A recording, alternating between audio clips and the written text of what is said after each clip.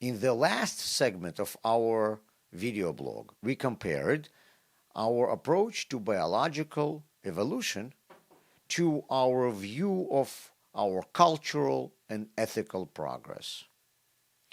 Mutations and modifications constantly occur in nature, but whether they are positive or not can only be determined many generations later, when in retrospect we see who survived and who didn't.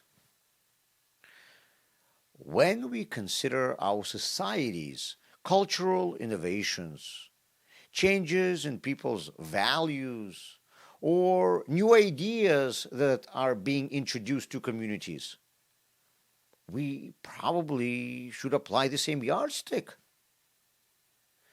If I'm now observing a shift in worldview or changes in moral standards, it is too early to call them progressive. It might be a regression.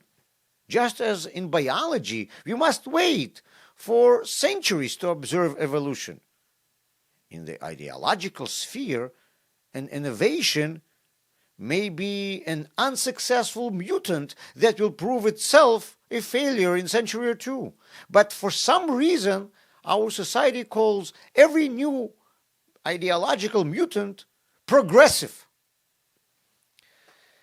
This is what we spoke about during our last segment.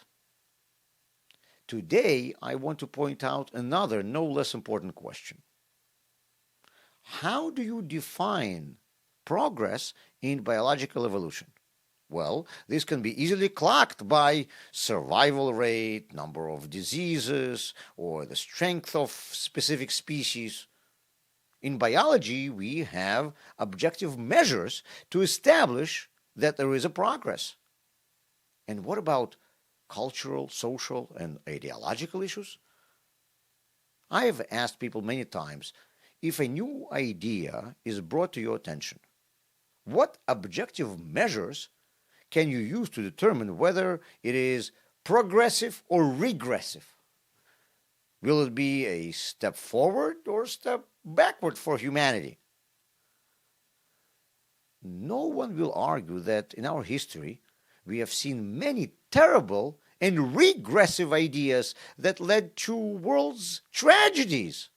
But I assure you that the people who were implementing those ideas were sure that they were taking a part in moving the world forward and they're being progressive.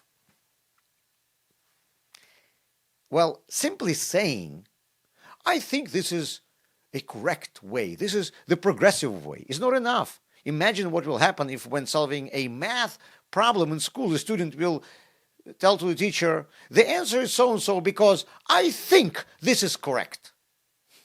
In any science, you need to have parameters for determining what is right and what is wrong, what is an improvement and what is setback. Why don't we take the same approach in matters of culture and ethics? How can we determine which idea is better and which idea is worse?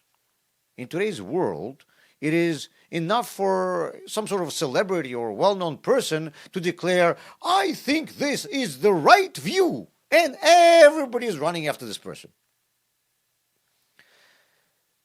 Judaism is the oldest existing religion today. Throughout our history, we Jews have lived among many peoples with different lifestyles, religions, and customs.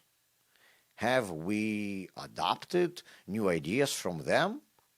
Sure, in many ways, today's Orthodox community doesn't look like it did 100 or 1,000 years ago. I assure you, King David did not use a smartphone, and Rabbi Akiva's synagogue did not have air conditioning. There are things that we learn from those who surround us. But every innovation must pass a rigorous test of the Torah standards, which determines whether this is a progress or it is a regression.